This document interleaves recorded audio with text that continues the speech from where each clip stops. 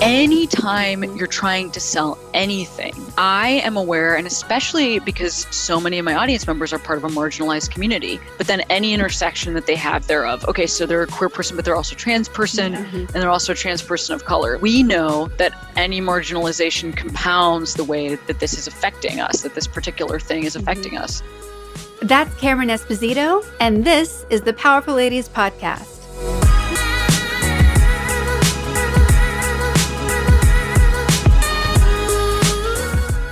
Hey guys, I'm your host, Cara Duffy, and this is the Powerful Ladies Podcast, where I invite my favorite humans, the awesome, the up to something, and the extraordinary to come and share their story. I hope that you'll be left entertained, inspired, and moved to take action towards living your most powerful life. Cameron Esposito is a stand-up comedian, actor, host of the Queery podcast, and is an even during pandemic best-selling author. She's hilarious, she's smart, she's awesome, and her passion has always been providing support and shining a light on disenfranchised communities. In this episode, we talk about how her work and her art has changed and even saved lives. We discuss how she's pivoted from wanting to be a priest to becoming a comedian, and why she's always putting her customers, fans, and her people first, and the advantage that gives her on both the human and the business side. All that and so much more coming up, but first, if you're interested in discovering what possibilities and businesses are available for you to create and to live your most fulfilling life, please visit thepowerfulladies.com/coaching and sign up for a free coaching consultation with me. There is no reason to wait another day to not be living your best life, when you instead could be running at full speed towards your wildest dreams today.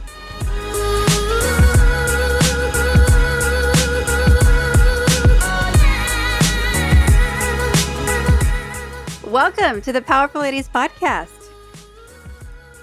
Oh, thank you. To me? Yes, to you. I, for some reason, thought that was to the audience, and I was waiting for... Oh, a cue? Nope. But hello. Thank Hello. you. Thank you for welcoming me. Of course. Well, I'm very excited to have you today because obviously Jordan talks a ton about you as being part of your podcasting team. And I'm also excited to have you on today because I have you in my room with me right now. Yeah, that is me. Yes.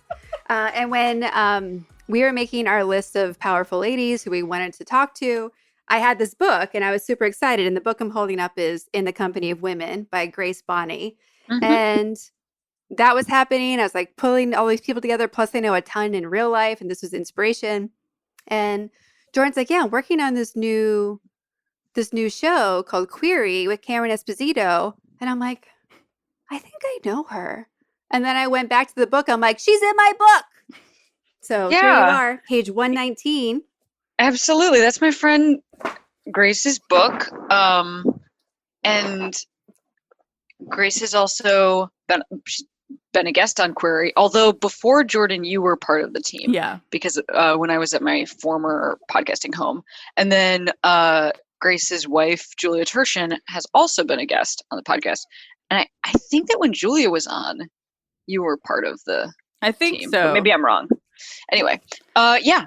So yes, that is a picture of me.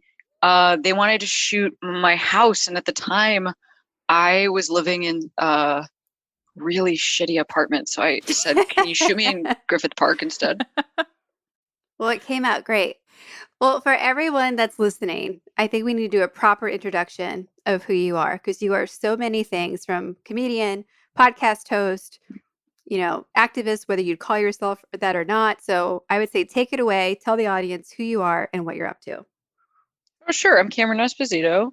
I'm a stand-up comic first and foremost, but I recently released a book during COVID times, and that book is called Save Yourself, and it is a bestseller. So I guess I'm also a best-selling author, which is great. Congratulations. Thank you. Yeah.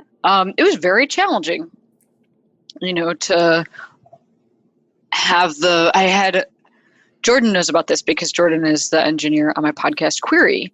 But I also had like a big book tour set up, and then decided to cancel it sort of right before everybody canceled the entire world. And the tour, the tickets were bundled so that you got like a copy of the book with every ticket. So thousands of books had been purchased. That was like the main way that I was telling folks to support the book. And those all had to essentially be refunded. Like, I mean, they weren't actually physically given to people yet, but the ticket price was refunded, which meant that the orders were not filled. And that happened like the week before the book debuted. So it's a really wild thing. It's most likely that if your book is going to do well, that it would do well like in the first week. Mm-hmm. And so, yeah, I just had like a few days to try to redirect thousands of sales. And it worked. It worked. Yeah. Folks were really supportive and also bought it through indie booksellers, which is what I was suggesting. So it's like an indie bookstore bestseller. It was also like an East Coast bookstore bestseller for multiple weeks. It was in Seattle Times bestseller list and Washington Post, and it was not on the New York Times bestseller list. And you know what? That is very hard to crack. And I really was hoping that it might be possible. And it just wasn't for this one. You know, it like actually was super challenging to re-hustle. Essentially anybody that bought the book, or not anybody, but many people that bought the book had to buy it twice. Mm-hmm. You know, had to like buy tickets through some random website, have those refunded to them, and then go somewhere else and buy the book. And anyway, I feel proud of that and impressed with my audience. Yeah. I mean, for someone to do something once is impressive. And then for them to do it twice, that's actually real love. That's actually exactly what I'm trying to say. It's hard to be a person and just like get up and make toast or whatever. So to do anything, it seems impossible. Also, during that time, my girlfriend was starting to get really sick. She is now feeling a lot better, but what a bonkers couple of weeks. Yeah, you had a wild few weeks. Yeah. So Did she end up testing positive for COVID-19? She's been diagnosed with COVID. Okay. So it's she has sort of a complicated medical situation that I won't necessarily go all the way into, but Mm-hmm. that was the diagnosis. And you know, she was sick for like 5 weeks. She's now feeling a lot better, but Good.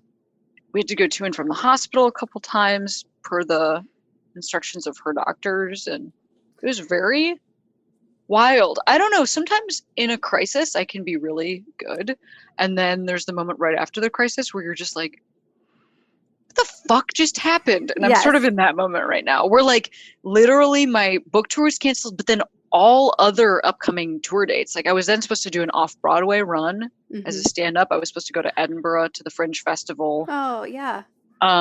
Like I had this huge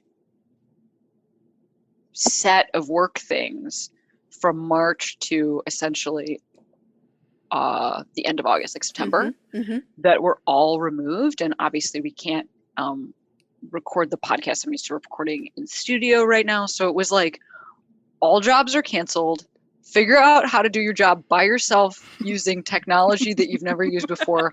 Also, by the way, Yes. go to the hospital. Yes. And while you're doing that, pivot your book sales so that you can still be a bestseller. So Yeah. I think what I hear in that chair is how powerful you actually are, because you're like, yep, I drove my girlfriend to and from the hospital. Yep, I pivoted my book still a bestseller. Yes, I pivoted my, amazing podcast with technology I don't know.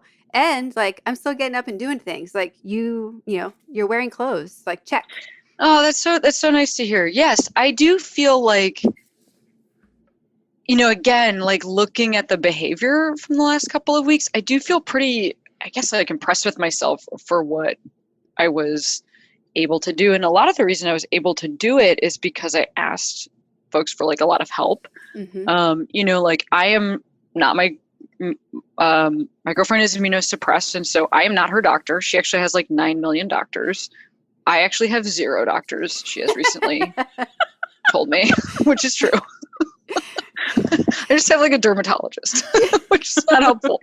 I like your priorities of doctors. Yeah, like so I'm not her doctor. You know, she can get resources and she's really good at that. And also, I did have to sort of figure out how to use Zoom to host a bunch of book events, but I asked friends of mine or acquaintances who are writers to join me, and I hosted like this series of talks that I think helped drive sales for the book because it was something people could attend.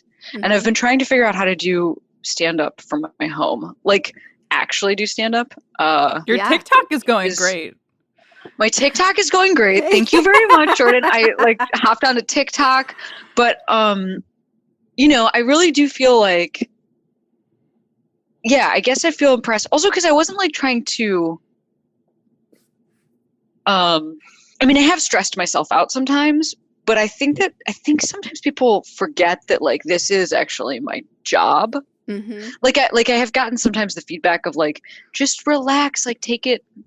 Like I'll post a video where I'm doing stand-up, but I'm also talking about being sad or stressed out right now. And someone will be like, you know, just like take a break and like feel free to play Animal Crossing and stuff like that. And first of all, I absolutely am playing Animal Crossing and I love to fish.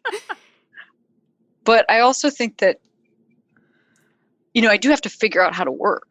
Yeah. Yeah. And that actually is my job. So it's not unlike what potentially many people are dealing with. You know, there are the folks who are the essential workers that are still doing the jobs they were doing before, but with a greater danger. And then there are the people trying to figure out what the fuck no, the pivot completely. is. I'm in addition to running Powerful Ladies, I'm a business coach and consultant, and I focus on small businesses and mostly women owned. And we've all I was so impressed at the variety of people where they were at, like full panic, not panicking at all, which made me a little bit nervous for them. And then like going with the flow. Yeah. And just to see how creative everybody's getting. And so we did a couple of like, just like you're talking about, like a few Zooms that we just launched. And one was how to sell what you know, like what you already know. And we're actually now going to pivot it into a 6-week class because people are like, no, like I really want to do that. Like, how do I make money on Zoom? I'm like, I got you. Let's go. Because people have to be creative now. Like I think people like you and I are lucky in that being like entrepreneurs with multiple things happening.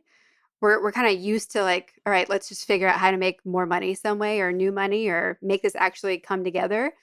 Whereas a lot of people haven't had that mindset where they just like clock in, clock out, and like don't have to think about work outside of that. So I feel like there's definitely an advantage for anyone who's been hustling in that space. And I think I think everyone's going to have to pick up some of that because we really don't know what's going to happen for as scary or not scary as we want to make that. Yeah, that's a really interesting point. I mean, I will say, you know, sometimes I have craved the stability of just somebody else telling me what to do. Yes. You know, there is that thing. I haven't had like a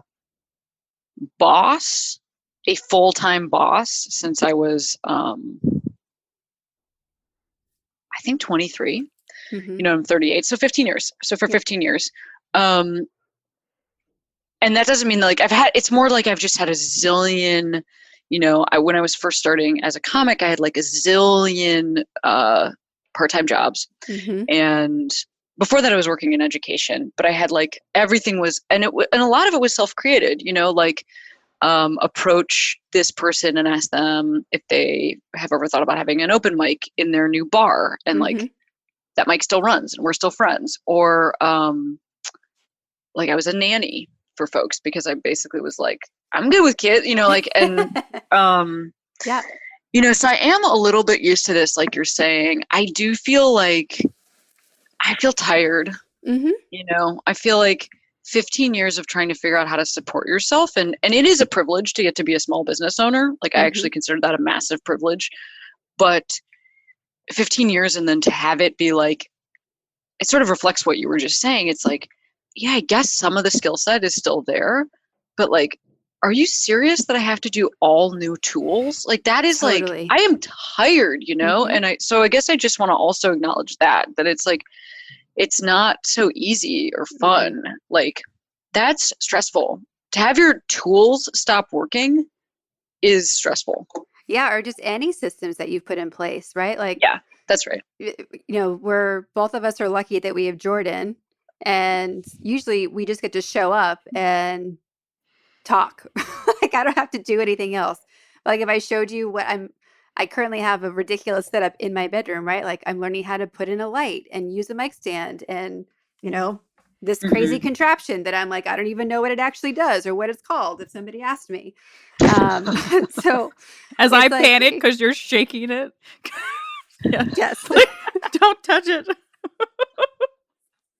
Yeah, but it's like, so I get it. Like, especially if, like, I work with a lot of creative entrepreneurs. And if you're a creative entrepreneur, we want to keep you as far away from processes, systems, technology. Not that you can't do it, but it's not where you excel or not your flow state. So if those keep changing, totally, it's so exhausting. And even people who love that stuff, it's still a complete pain in the ass.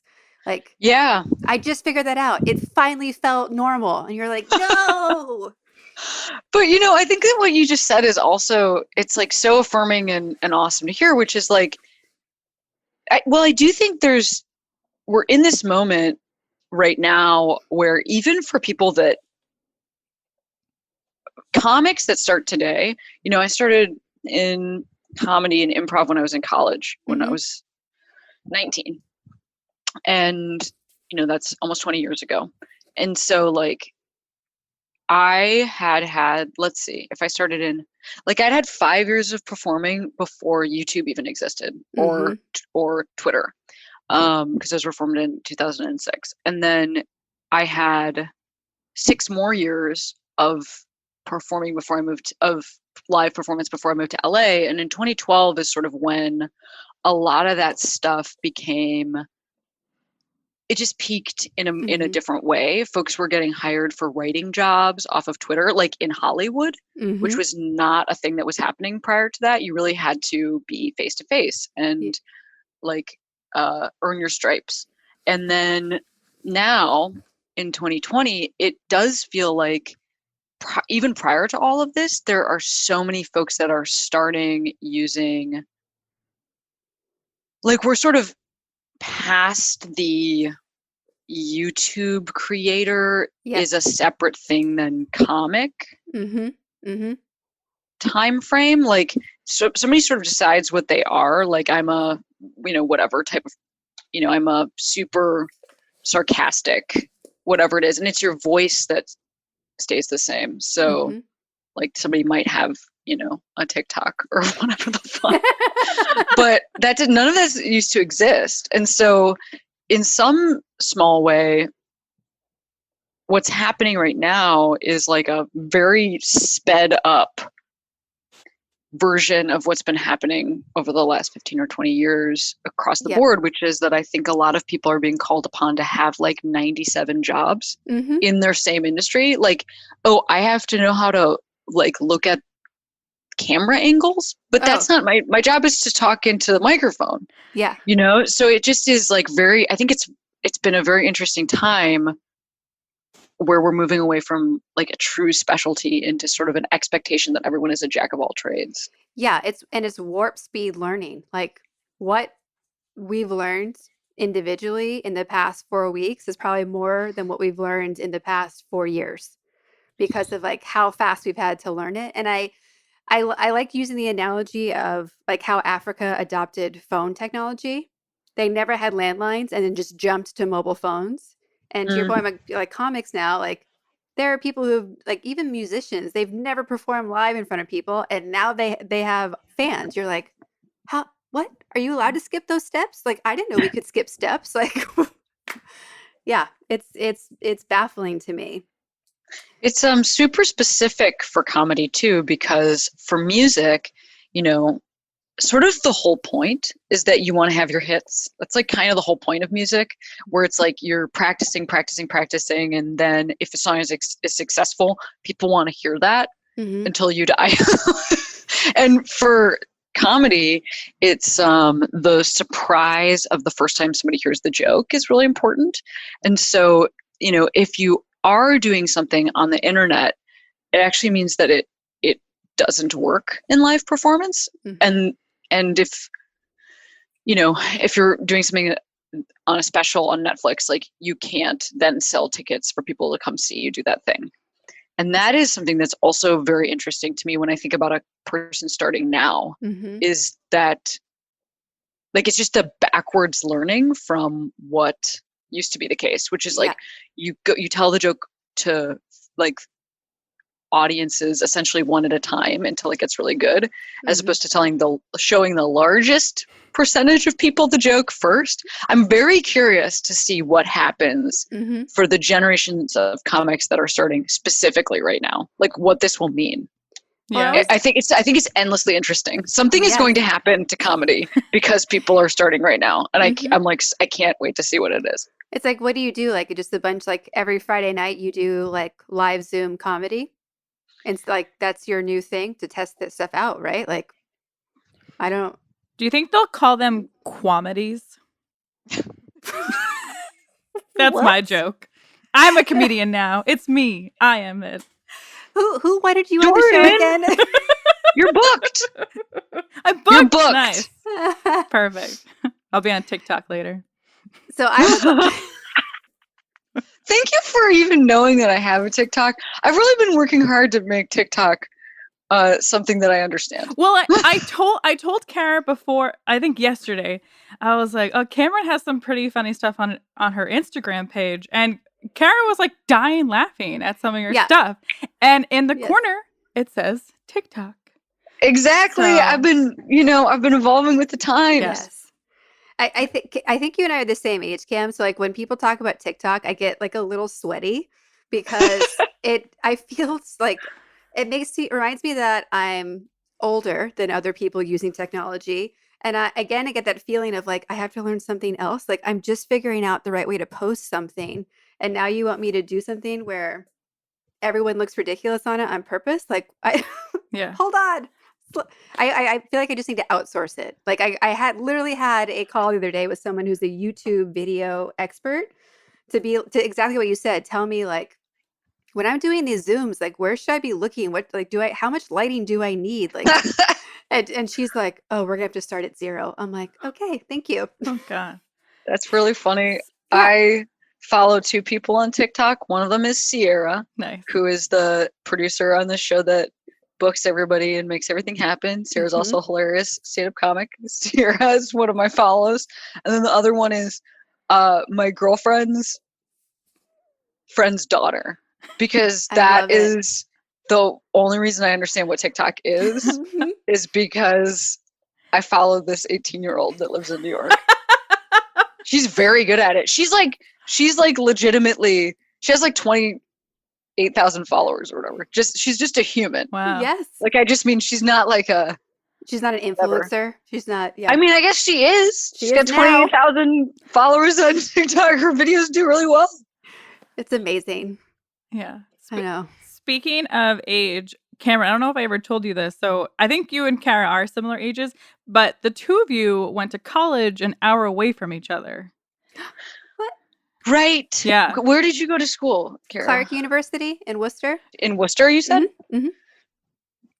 Yeah, we did go to, look, one thing that is true is that when I went to college, I still dated my high school boyfriend, and he was a football player, and he played football at Georgetown. Yeah. And they were playing Holy Cross. Oh, yeah. In Worcester. And I wanted to see him the night before he was playing. And so I called a cab. Oh. And I said, will you take me to Worcester? And he was like, what? Anyway, I did. I took a cab to Worcester. I went and like surprised my boyfriend at his hotel room and was like, hello, I'm here. And then his coach came out of the next room over and was like, you're not allowed to have visitors. You're in trouble. She has to leave immediately. So then I went back downstairs and left. And it was, I think it was a $250 round trip. I did not have any money. Oh my God. That was so just sad. That was just like where I was at. I think I was having a hard time adjusting to college, and I felt like my boyfriend was an hour away, and I like could not deal with waiting till the next day to see him, because I think I took a train the next day. Yep. Anyway, That's an example of an expensive and useless cab ride you can take to Worcester. It makes me think of Kyle, Jordan. So our sister got married just outside of Worcester, and she had friends fly in from San Francisco and LA because she used to live out here. And they also tried to take a taxi from Logan Airport to Worcester. And I remember being like, no, no, no, no, no, no. Like, we will send people to pick you up. Like, don't do that. They're like, it's no big deal. I take taxis everywhere. I'm like, I'm sure you do. I'm sure you do. Please don't. Where did you go? Were you in Boston going to school? I went to Boston College. Oh, yeah. Nice. Did you end up going to Mary Ann's then? I did go to Mary Ann's. I went to Mary Ann's on my 21st birthday. Yes, you're officially a BC student. Yes. Yeah, I was. Mary Ann's, the local bar that is down the street that they're like really strict on IDing and you can't get in until you're 21, and then everybody goes on their 21st birthday.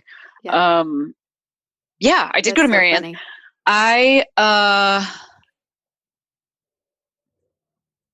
also have very, very mixed feelings about my college experience. What did you major in? Theology. Theology? Yeah. Because you wanted to be a priest, right?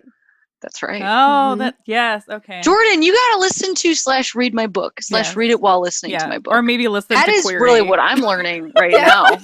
Or just listen while she's talking every time you record. Jesus, Jordan! You're in big trouble. How many episodes have we done together? 89,000. Something like that. Yeah. Yeah. But that's also why you made English. Your Pope suit, right? For your book cover. Yes, exactly. Yeah. I was a theology amazing. Thank you. I was a theology and English double major, and I was a faith, peace, and justice minor. Whoa. So you had very light conversations regularly. Yes, like just sort of like how I still do. I'm just a chill person and just having calm chillness. Yeah. No, I was having serious, that is a very good read on it. I was having very serious conversations, faith, peace, and justice. So I think I learned, I'm glad I went somewhere where that could be a major that you had. That was positive for me because I think it was some stuff I was really interested in. But there was a lot about BC that like I really didn't understand. Well, there's all the stereotypes, right? Like the prepping. Tell me the stereotypes of BC. Yeah. Well, just like the preppiness level, the income disparity between most people who are there and the people that end up there on scholarships and other reasons. I think these stereotypes apply to all Boston universities for the most part. But BC definitely wins, I think, for the preppy edge in all of them. Sure. I mean, there were also a lot of people who I grew up near in Chicago who went there. I think 14 people from my high school class went there. It was one of the biggest. Yeah. Oh, wow. One of my best friends who went there is from Michigan. Yep. And, I guess I'm not like, obviously those things make a lot of sense. Boston itself is also so preppy. In many ways, the white people in Boston are very preppy. I will be more specific. But I think for me, BC is also like, it was way more religious than I realized because I went there. I was so religious when I went there. I was like raised so religious. I went to really super conservative Catholic high school. And so then I got there and it just felt normal to me. And I think that in the time since, I have realized a lot more about like, how bizarre that environment was, how bizarre it must have been for anybody that went there that wasn't Catholic, or anybody that was like a person of color, because that intersects with the colonialism of Catholicism in a very apparent way. And then, for me as a queer person, super strange place to go to college because I was really set up to think that like the rest of my life was going to be like that, and for women too, for women, totally gnarly place to go to school. You cannot get birth control on campus. And, most students get their healthcare at the on-campus healthcare facilities. Like there's a nursing school at BC. So we had doctors and like, that's where you go to the clinic, but because it's Catholic, you're not able to get a prescription for the pill. Like, that is fucking nuts to think about. Yeah. Well, I mean, the stuff that I was into there, I mean, I certainly went to the football games and tailgates because that was like social part of it. Yeah. But I started doing improv there. BC actually weirdly is home to the oldest collegiate improv group in the country, which is very strange. Oh, wow. Fascinating. Like when I was there, they had their 25th anniversary, and I think that they're like having their 40 something anniversary this year. Wow. I could do the math if it wasn't right now. But yeah, so that was true. It's not like it's a very artsy campus. You know, it's not like NYU or whatever. Yeah. So like it definitely was also, you're like part of an outlier group if you're doing anything performer-y. Much more like a jockey vibe. Yes. Yeah. But I also played rugby when I was there for at least the first like 2 years. And then, which is that feels very BC to me. But I also didn't know like everyone on the team was like secretly lesbian. Like I joined the gayest thing on the planet and was just like unaware. Like did not know. And then you're like, I'm having so much fun. This feels great. Yeah, I mean, it was cool. Like, I'm very glad that I just had played a bunch of sports in high school. I got to college, and BC is like such a good sports school. It's like, you know, D1 sports school. So I couldn't have like just walked on, well, I mean, I don't know, whatever. I didn't even try. Yeah, maybe, I don't know. And just been like bad on the swim team. I don't know, maybe. But what I did do was there were 2 club sports you could choose. One of them was crew, and one of them was rugby. And crew, you had to get up at 5 o'clock in the morning. So I was like, I think I'll be playing rugby, you know, but because of that, I had the opportunity to go, we played some schools in Boston, like Tufts or Harvard or whatever, but we also played a lot of schools that were in the Pioneer Valley, like Smith. And like, thank God I had a chance to play Smith, because like, even if I didn't understand what was going on with my team, like definitely when you meet the Smith rugby team, you really know what's going on. Yeah, we played them in field hockey. And oh my like, God. Field hockey alone is like one of the stereotypical, you know, options. Yes. If you're queer and you're like, I played field hockey and then I was driving a Subaru and someone's like, I think you're gay. And I'm like, what? And I was like, I don't think I am, but what are you talking about? Like clueless on the other way around. Well, I mean, like, you know, first of all, I do think it's important that you recognize the culture that you're appropriating when you drive a Subaru and play field hockey. Oh, no. I cannot wait for this to end up on Yo, Is This Racist? Like that's gonna be the next place. Maybe not racist. Maybe that's not the word for it.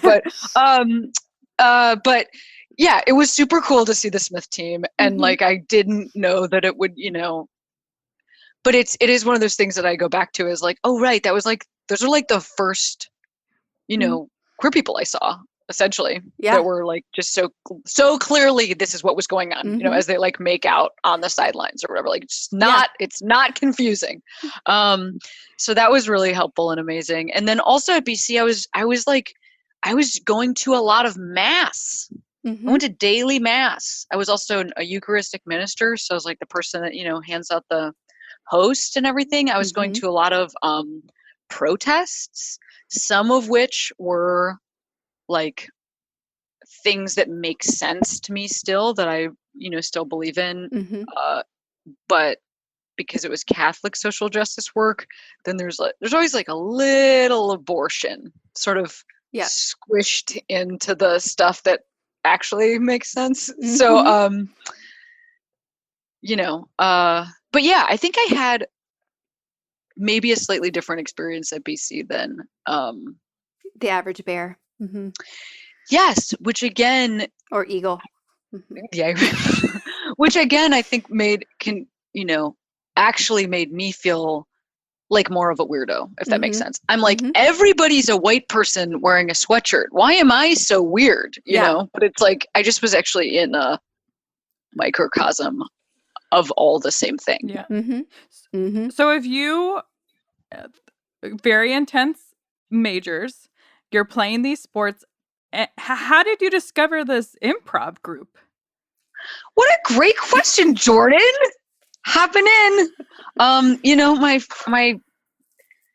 one of my close friends, who was also one of my roommates, had a friend who was older than us who was in it, and it was all very like brainy and eggheady, because I was also in a couple like leadership groups, like where you Nothing had to wrong with apply and like write. Exactly, you had to like apply and write essays, and you had to come to campus early and like do whatever the fuck, Mm-hmm. like building, you're building with teams, but you're also building with yourself or whatever. I was in like all of that. Like you now understand who I am, right? Like Yeah. like I've Yeah.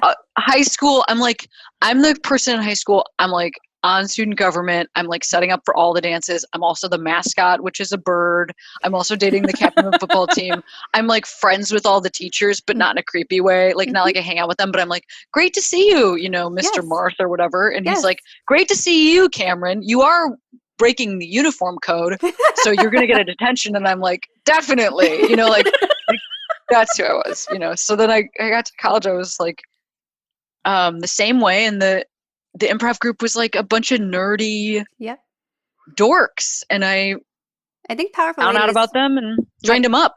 we might secretly be the like secret nerd society, just having conversations together. Yeah. I don't know. I think be nerdy in that capacity of like doing stuff and doing things you're interested in, whether you care what other people think or not, I think is what leads to being awesome and up to something as an adult. Oh, that's amazing. What an interesting. Well, right. Like I was always involved, like whatever the fuck that means. And I was always kind of doing it a little bit of a different way, maybe too, because there was like some queerness crashing in and some like gender fuckery crashing in. So that meant that it looked a little different than maybe if I had just been like a gender normative straight woman, like maybe I would have been more on the prom queen side of things, but I was much more on the like, winning. Yeah. Next, Janine Garofalo was my high school superlative. It's interesting to look back at your life and just figure out why some choices really appealed. So, for instance, something like improv, it's like, well, I was at this school that I didn't realize was potentially oppressive. So I found like self-expression. Yeah. That makes a lot of sense to me. You got crushed like a diamond. Yeah. Yeah. And I actually got my first job performing professionally the day after I graduated from BC. I went to auditions for a local improv company in Boston, and I got cast the day after I graduated from school. So even though I didn't actually think it was a job yet, like a career that one could have, I started working in the field almost immediately. Not almost immediately. And it's just sort of always grown from there. So did you know by like the end of your senior year that you're like, oh, I'm not going this route, I'm going a completely different route? No, like I was working in education. I worked at a school I worked at a charter school in Boston that was right in the middle of the BU campus. And so it was like an urban charter school with a mostly Black population. And is that Boston Latin? No, it's called a match school. The match. Okay. But then after that, I worked at a school for kids with severe physical disabilities. So like special needs kids, but it's not learning disabilities. It's like they use a computer to talk and are in a motorized wheelchair. And I worked at that school, and then I thought I would continue that path. And I applied to go to grad school because I wanted to be a social worker and work with like disenfranchised populations in some way in high school. And the whole time I was doing all that other stuff, I was just sort of doing comedy at night. Even when I had a 40-hour a week comedy job. I worked at an improv theater for 40 hours a week. I just also worked 40 hours a week at a school. That's so much. Yes. So everyone out there not doing 80-hour 2 shifts, like slacking. No wonder you're so tired. It's exactly. Yeah, I was working 80 hours a week. I would work from 7 to 4 at the school, and then I would work from 5 till 10 at the at Improv shows, and then I would work on the weekends also at Mhm. improv. And I mean, I was like young or whatever, so I guess it was also doable. But anyway, I just thought everybody did. I thought everybody had 97 jobs and worked for thousands of hours a day. Yeah, like, isn't this normal? How else do you It's all hustle? normal, yeah. Yeah. But it was, you know, I was already in social work school Mhm. when I realized that I didn't need to do all of that and maybe should just try to have one career. Yeah. Was it hard to leave the kids and the people that you were helping? I did really love those jobs. Like by the time I Mhm. was in social work school, I was also working at a home for really young people, like young kids who couldn't be placed into foster care because they were some of them were violent or some of them were like sex offenders, but they were super young. And yeah, I mean, it did definitely feel like my life had meaning. Mhm. You know, you work with like a disenfranchised population. There's no day that I would come home and be like, was any of this, you know, versus sometimes if I'm podcasting, I might be like, I'm not sure that the world needed this. You know, like, you know, it's just like, you know what I'm saying? It's there's Yeah. a less direct feeling of the results. Well, I think same with like having to do comedy through Zoom, right? Where you can't feel the audience. But I think it doesn't surprise me that you've structured your podcast in a way where you're still serving a minority population and telling those stories and like giving that hope and like just showing people that there's more than what you might have experienced at BC out there, right? Like your podcast is not you sitting there talking about like what shoes you're wearing. So like there's so much power in that. So, you know, I don't want you to take that away from yourself because it's important to so many people. And it's just such good even if it's lighthearted in moments, like it's just such good content and storytelling and we need honestly more of it. Yeah, I do agree with you. You know, I feel like I've always been interested in the same thing, which is, you know, how to include folks in the margins and how to fight for justice. Like, I mean, it really is that serious for me. Like, I'm a joking around guy, but it's that serious. And, you know, I know that that's what I was interested in before when I was super religious. And like, I know that's what I was interested in then when I was trying to be a social worker. I know that that's what I'm interested in. And I know that it's what I'm interested in now.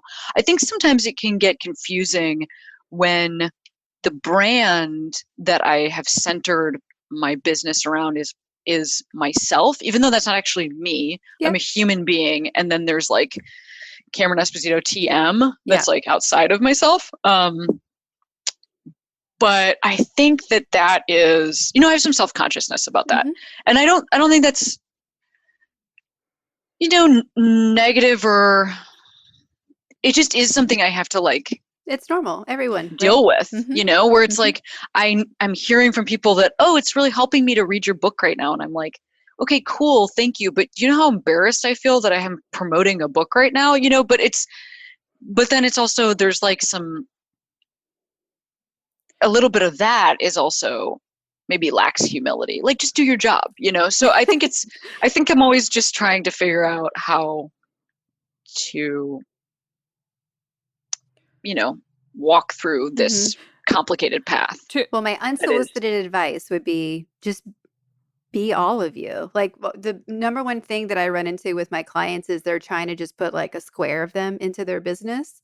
And I'm like, no, like people want the whole unicorn that you are, because how, like, that's where the magic is, like really bringing that all together. So I think it's great that you're having these different outlets where you get to give a little bit different of you, because it's filling out your you as brand into this force. And it just makes you that much cooler when you're like, wait, she's funny and she cares. Like, what? This happens? Like, these things overlap. Like, there's so many comedians that I adore. And like, I love laughing. So, like, all day, every day. But there's some that you're like, you have a bajillion followers. Like, please do something with it. And so I love that you're in that balance. Actually, I had to record the audiobook for Save Yourself, and which is the name of my book. I don't even know if I said that. If you would like to know the kind of book you could have to sell during a pandemic, it could be called Save Yourself. That's something that could happen. I mean, that to me, that is the book gods shining in your favor. Yeah. What the fuck? Like, do you think there's But some it's people... like somebody picks it up. They're like, great, finally, instructions. Yes! Since the president is really failing right now, maybe this will tell us how to do it. And it's just like, you're gay. That's all it says. Would you have added a chapter about Lysol if you were writing it now? I mean, that's a great question. What a humiliation this is for all of us. What an abject humiliation. Not even saying we don't deserve it, but holy shit. Holy shit. You know there are people listening. Right. I know you know, but I mean, I don't mean to this podcast. I just mean as a country. Right. Like, we know there are people listening to this, right? Like, there's there's us and how ashamed we are of it and how pissed off we are. But there's also like other countries that are, there might even be a translated version that are like, look at what's happening. Yeah. I've been watching season 2 of The Crown. Oh, and it's all about the demise of an empire. And it's completely the perfect thing to watch right now, because you're just like, yep.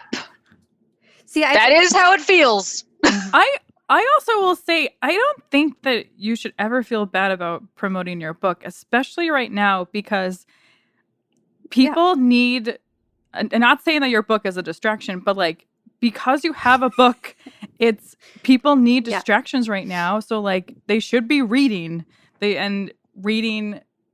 awesome stories. And so I don't think you should feel bad about promoting your book, because people need that. It's a baby. Thank you for saying that. Yeah. I'll tell you maybe a little bit more about why it feels complicated. Yeah. And part of that is, there is something, and this is not, I don't think this is all negative. It just is like, this is the level of stuff that I think about, or the feedback that I get. And I do take feedback seriously. I try to not like only speak to feedback, but I do take it seriously, because as an artist, I am trying to interact with the world. Some artists are not, first of all. I'll just say that. Some artists are like, boop, like, this is what I'm doing. I'm trying to interact with the world. So one thing that is true is that if you sell a copy of a book, or like however many thousands of copies of a book, you don't really make any money off of that. The money that you make as a writer, you make it like way years ago. I literally made all the money probably that I'm ever going to make off of this book. And you also make, books are not a very lucrative endeavor. So I made a very small amount of money, or not small amount of money, but because it lasted years, because you don't get like you get a couple different checks, like when the deal is signed and when they accept the manuscript. And then, like it's broken up in a couple different ways, but it's not, if you were to factor it as an hourly wage, it's not such a massive amount of money. And this is true for most people, except for like the authors who are the top tier in the game. The people who their book is always the number 1 bestseller. Like they're maybe getting a slightly different deal, but even those folks make most of their money off of live appearances. And this is like, I know this is like going to be such a nerdy long answer. No. I love this. But so there isn't really any money in books, but at a time when so many people are suffering financially, anytime you're trying to sell anything, I am aware, and especially because so many of my audience members are part of a marginalized community, queer folks, but then any intersection that they have thereof. Okay, so they're a queer person, but they're also a trans person, and they're also a trans person of color. Like, we know that any marginalization compounds the way that this is affecting us, that this particular thing is affecting us. So like, queer folks, there are more people in my community who are immunosuppressed because there are more people who are HIV positive. Yeah. There are more people who work low-wage jobs because we're more marginalized. We get paid less for the same work because my audience is, has lesbians in it, and women don't make as much money. So then you go to your audience and you say, I know you're super suffering right now, but can you buy this book? And I think that there is a part of that can feel tone deaf. Yeah. And not every artist has to deal with this to the same degree. Like when you make, part of this is not a choice I made. Like I was always going to be part of a marginalized community because I'm a queer person, because I'm a woman, because I'm like have some gender nonconformity. I was always going to be that. But I chose, instead of like pretending that's not true, to like lean into that and to say, yes, this is my community. So, I guess I just say all of this because like I don't always see straight white cis dude comics having to do this like elaborate math. I do have to do it. Or even it's considerate math. Like it's considered even for you where you're at to still be putting your audience first, because you don't have to. Even like you have such clarity about being of and for your community that I think people just don't have in general, regardless of what their community is. So I think that, mega props to you for like seeing it as it's happening and being in it as it's happening, because I think honestly it's going to make you a better artist because you're in it, like you're in the depths with the people who are coming to hang out with you.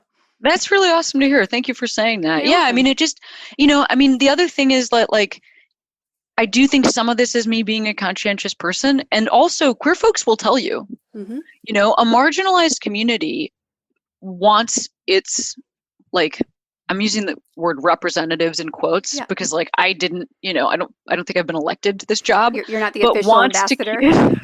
But wants to keep its more visible members honest.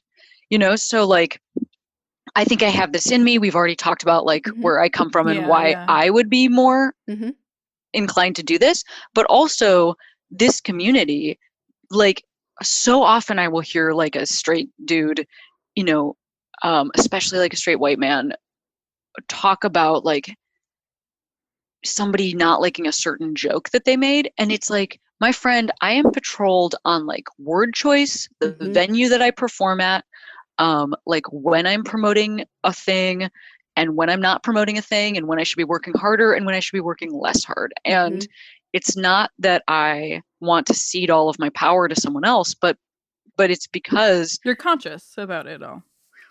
And these are the people who are going to buy tickets. Yeah. So it's like the like super loving read is like, I really care about people, but there's also a cynical read, which is like, I also want my business to do well, and these are the people that patronize my business. And I think that it's important to make sure to know your audience. Yeah. You love your community and your community loves you.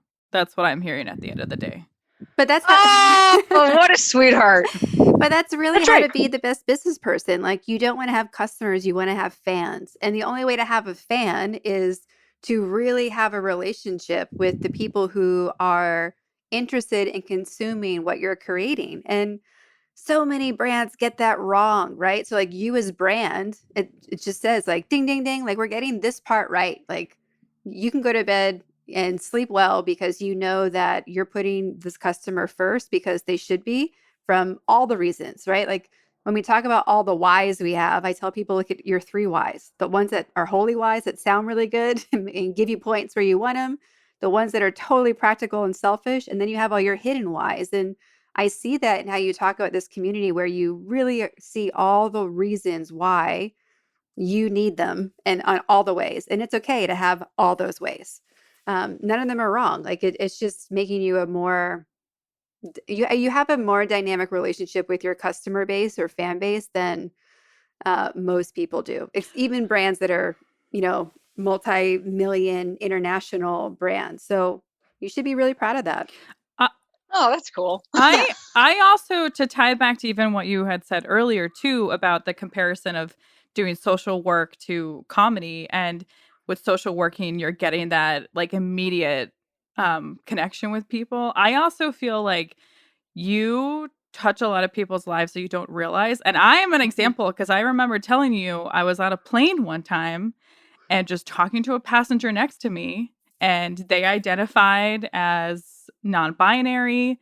And I had mentioned Queery, and I said that I worked on the show, and I thought this person was going to cry because they had said that you changed their life, and neither of you had met, but because of the show and because of who you are and what you represent to the community, like it changed their life and it made them feel like they could be the person they are today. So it's you don't even get those moments with your community sometimes. You know, something that has been really wild is like I did these Zoom panels that I was talking about earlier. And you had impressive people on those panels too. Oh my God, they were massively successful. The guests were like amazing. Hundreds of people came to all of them, like came to each individual one. You know, the Zoom meeting would be full. It was amazing. And I also will say that so often when I meet people, it's like after a show, and when you have talked for 60 minutes on stage, when I have talked for 60 minutes on stage, I am on drugs. Like it is not, your body does not, you cannot regulate how much adrenaline is pumping through your body.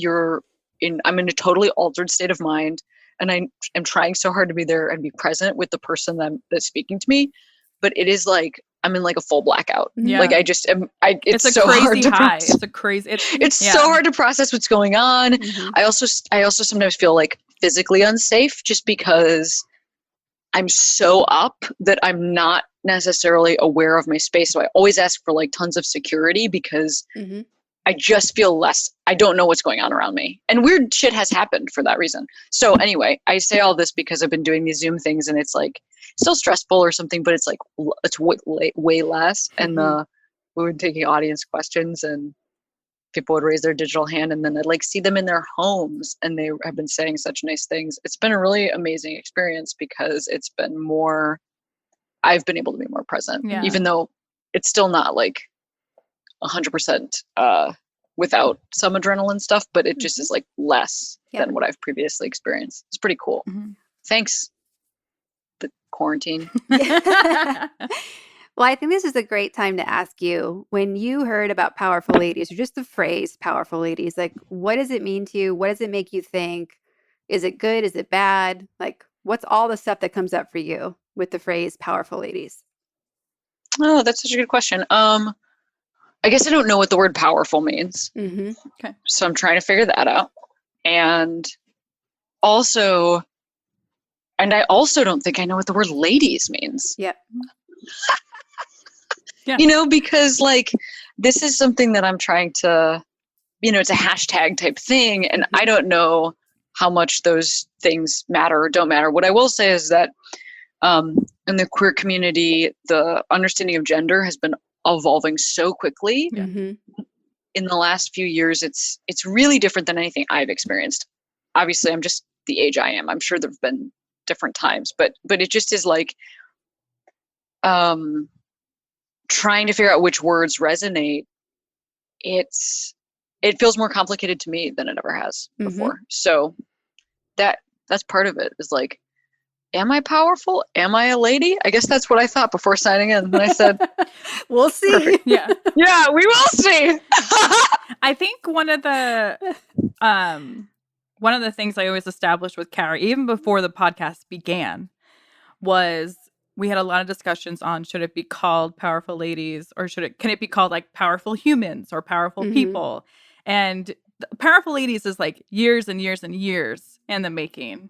And it was just about supporting other females and helping people feel powerful, to the point where powerful ladies actually had their first episode with a male guest.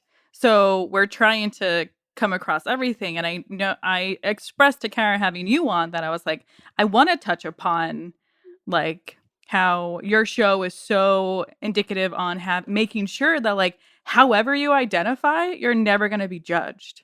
And like that's the one thing I always say about powerful ladies. Even though it's the name powerful ladies, we're not here to judge anyone. Like we're here to like lift you up. Yeah, I think if we do any judging, it's like are you doing something with your life, or are you just Netflix and chilling with your life? Like, that's our judgment level. Like, are you doing something, or are you doing nothing? And after that, we don't care. Yeah. Well, also, I think that, I think for me that was, I so hear you and appreciate that. And I think I was also speaking about like the evolving understanding that's coming from the inside, like that I don't actually feel like I absolutely identify with the word feminist, and like I politically identify as a woman. Like, I just mean, it's like I can't ever, for me, it's like I don't ever want to leave those things behind, because I absolutely see misogyny as the root of homophobia. Like, there's so much overlapping understanding here, and then there's individual identity and trying to figure out which things make sense. And it's like a fun / complicated time where we get to be expansive. It's like it's actually I think it's really positive. So and part of the struggle I had with the name was that I just want to talk to what the tagline says, like the awesome and the up to something, because like I know how many people's stories are not being talked about, and I know how many people are in this gap. Like, part of what the catalyst to Powerful Ladies from the beginning was I got invited to go to a like women's conference in Chicago, and by a powerful lady I was introduced to is like the super high powered executive in Boston. And I went to go apply, and you had to be an executive at a Fortune 500 company to go. And I'm like, this is dumb. Like, the amount of Fortune 500 executives is such a small population. So like they get all these resources, and then we're giving resources to people that don't have access to resources like we should be. Like, what about everybody in the middle? Like, it's such a huge range of people who and focusing again on people who are, in entrepreneur or multipreneur, just doing their own thing. Like, if you're curating your own life, that could be someone who does nails, and it could be someone who, has a multi-million-dollar company. But we're all still like figuring this out. And why don't we get resources why aren't we giving people the top executive level resources?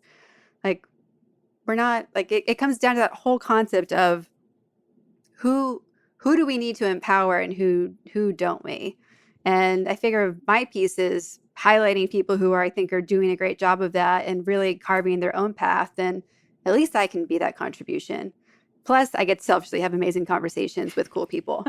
So again, it all comes back to at least one selfish why and why we do things. But yeah, and it was hard because like I didn't want to cut out the people in my life who are male or who don't know if they identify as a lady, and even people who are, off the chopping block, super stereotypical women are still offended by the word powerful ladies where we have conversations about it. Because to them, it sounds like power suits and bad haircuts. And I'm like, no, like we get to recreate that. Like, let's take ownership of it. Like, to me, it's like, I don't know, a hybrid of She-Ra and Gem and the Holograms and Powerpuff Girls. Like, that's powerful ladies. So I don't know. Do you want to make our own club? I kind of do. So that's my rant, my powerful ladies rant. So now I'm just having whoever I want on it and talking about it because I think it's really fascinating where people are at. That's awesome. Yeah. Mm-hmm. Oh, My last question for you is, as all the stuff that you've gone through from childhood up until now, if there was a piece of advice that you could give someone, what would it be? Regardless of their situation, regardless of anything. Like, if there was one thing that you wish you were told. These are the hard questions now, right at the end. Well, I mean, this is based just on how I feel today, but I think it would be you're doing better than you think. But that is based on just every person that I know in my life being really hard on themselves. So that's like what I need to remember every day. I'm very hard on myself. So do you have that on a Post-it for yourself? I don't, but I have like a very similar things from friends that are written up on my fridge. Yeah. But I definitely, I make a lot of calls to people. I ask them. Sometimes I just ask people, am I doing okay? I'm serious. Yeah. Yeah. Well, like, I fully like, you're somebody I trust and respect. Answer this. Am I doing okay, like, as a person? Mm-hmm. I will call friends and ask them that. I'm laughing because great. I'm pretty sure one time in the studio you asked me and I was like, yes. How I'm do sure I answer this? It's important. Uh-huh. Yeah. Very hard on myself. Mm-hmm. I need to hear it sometimes. Mm-hmm. Yeah. Well, especially, I'm doing okay. And you're always like growing and expanding just based on who you are and what your business is. So like we kind of talked about earlier, once you get one thing done, it's like done and gone. You're like, okay, next mountain. Like, Yeah, that's right. It's this constant hiking.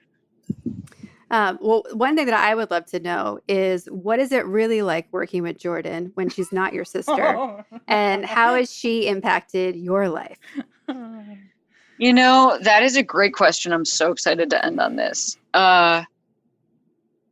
Jordan made me like little, and I think this was for all the hosts that she works with, but Jordan made me like little Christmas cookies this year, and also like affection. I feel like both respect and affection. And I also think that I give that at work, and it's really nice to, like, I really love the vibe. There's this coworker of Jordan's named Matt, and like, I really like Matt and have for a long time. And I also really love Sierra, who has like a very different personality than, maybe Jordan is like very talkative and Matt is like super bubbly, and then Sierra is kind of a little bit quiet. And anyway, I really think that team of people are they just make me feel good about myself. Jordan makes me feel good about myself, but as like a person, not like as a, not like as a laughing head, but in this particular relationship, it's like when one person is the engineer, one person is like the host. I don't know who's the boss in that thing. Like, I guess technically maybe you are the boss. I am the boss. But you know what I'm saying? Like, does that make any sense? It's like, it's not as clear as like, if you have to like report to me about things. Yeah. So it feels like a very nice environment of equality. That is what Jordan has brought to my life. Thanks, she's a sweetheart. Cameron. I feel the same. So I remember making the cookies for you and writing the lovely note in the card. And it was a very good note. And just call it a love letter. It's okay. It's a love letter. Yeah. It was very nice. Yeah. And I remember your girlfriend, the first time I met her, was like, she really liked the note that you wrote her. I was like, I did. I like really, it really meant a lot to me, because I had like a very strange, last 18 months of going through a divorce and like having to go to work sometimes. And for the shows, like, Queery is so personal. You have to like really show up. And sometimes early on, I like could not talk about the divorce at all. I was like so upset. And so then I would have to just be like essentially crying and then like going into the booth and trying to be a normal person that was listening to someone else. And, it really matters. We never know what somebody's going through when they show up at work. Yeah. So it really matters how we treat each other. Jordan was very kind to me through all that. Yeah. Good. I'm proud of you, Jordan. Oh, thank you. Thank you. Well, I forgot the scale. This is the Jordan, one question. This is the one question we ask everyone. Great. Let's hear it. Okay. We ask everyone on the Powerful Ladies podcast where they put themselves on the Powerful Ladies scale. 0 being average everyday human and 10 being the most extraordinary powerful lady. Where do you put yourself today and where do you put yourself on average? There's no wrong answer. Oh my gosh.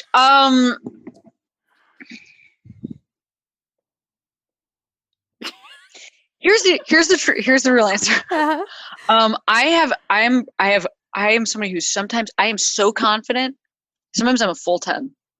I also have such serious self-doubt and, shame. Sometimes I'm a full 0.5. So I just would like to say I am I am in the oscillation, you know, I am a pendulum, and what I hope always to get to by the end of the day is like a 5, you know, but it's not how I usually start. Mhm. It's like you are the best piece of shit, you know, like it's like that, you know, and I'm always trying to just mellow out. You're doing better than you think, you know. You are definitely doing better than you think. Yeah. Cameron, this has been amazing. I am so thankful that you were a yes. I'm so thankful that you are so kind and generous to Jordan. And I'm actually really surprised, like how much we have in common and that I wasn't expecting. And my bookshelf is also arranged by color. So no, I just think this is great. Like I could literally talk to you for hours. So I hope that we get to have you on the show again, and anything that we can do to support what you're up to and what matters to you, I would love to be able to offer that from the Powerful Ladies, you know, universe and back. And yeah, just thank you so much. It's a pleasure to speak with you both. Thank you, Duffies. Thank you. Yeah.